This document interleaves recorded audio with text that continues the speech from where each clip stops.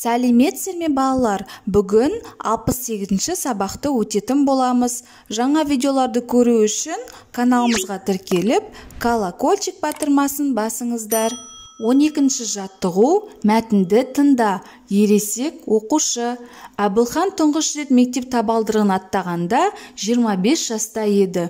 Өмірінде оқулық ұстап көрмеген Әбілханға оларды түсіну қиын еді. Есеп тіпті ауыр. Бірде мектеп директоры Әбілханды шақырып, оңаша сөйлесті. Сонан соң сыныбындағы екі баланы шақырып алып, ертеңнен бастап Әбілхан сурет студиясында оқиды. Екеуін кезек-кезек студияға ертіп барып, оған тілмаш боласыңдар деді. Әбілханды ертеңінде суретші Хлудовтың үйіне Дәлденбай ертіп барды. Үйден шашы аппақ қудай көсілдірікті шал шықты. «Қош келдіңіздер», деп үйге өзі бастап кіргізді. Жәркенттенсің бе?» деді ол. «Білем, ол жерлерде болғамын, тамаша таулы өлке», деп жер жаннаты жетісуды жанындай жақсы көретінін айтты. «Үйренуге, сабақ алуға келдім» дегенде Хлудов қатты қуанды. «Міне, жасым 78-інде, өмірімде алғаш рет қылқалам ұстаған қазақ суретшісін көріп отырмын» деп қоштасарда бір қорап акварель қағаз берді.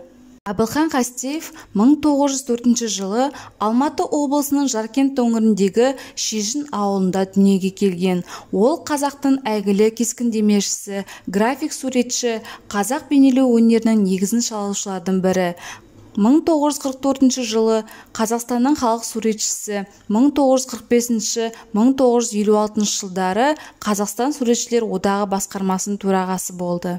Әбілхан қолөнерге, одан соң суретшілік өнерге жастайынан бейім болған. Анасы айғанша, кілем, алаша, бау, басқыр тоқуға, сырмақ сыруға, шым, ши жасауға шебер адам болыпты. Әбілхан осы халық өнеріне бала кезінен көз қанықтырып, анасына ою-өрнектер салуға көмектесіп, сурет өнеріне қолын үйретіп өседі. Оның 1930-1931 жылдары салған «Қарындастың портреті», «Автопортрет» атты туындылары түп нұсқаға ұқсастығымен және кейіпкер болмысын ашуға деген талпынысымен ерекшеленеді.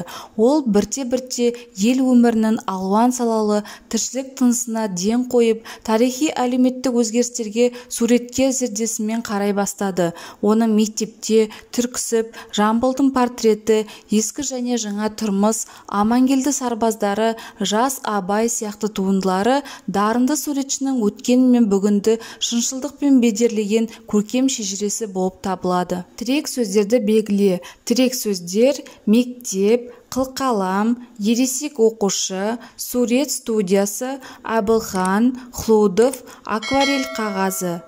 Мәтін кім туралы? Мәтін Әбілхан Қастеев туралы. Ол кімнен сабақ алды? Әбілхан Қастеев Николай Хлудовтан сабақ алды. Әбілхан неліктен мектепке кеш келді деп ойлайсың? Жанұясында жалғыз өзі жұмыс жасап, керек жарақпен қамтамасыз етіп, бауырлары мен анасын қамқорлап жүргендіктен мектепке кеш келді. Мәтін неліктен ересек оқушы деп аталды? Болашақ суретші бала Жаркентке бай адамдардың жұмысын жасап, малын бағып, азын аулақ ақша тауып, сол тапқан қаражатына қағаз, бояу сатып алатын болған.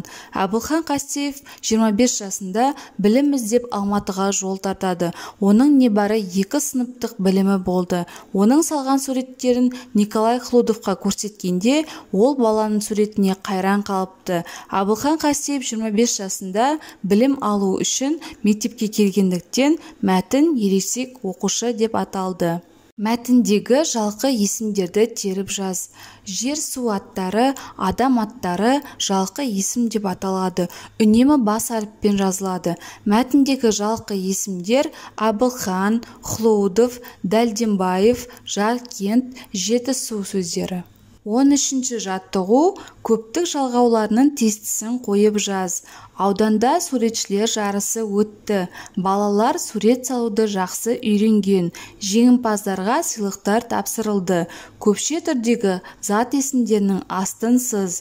Яғни біздерде суретшілер, балалар, сыйлықтар сөздері берілген. Көпше түрдегі зат есімдерге жатады.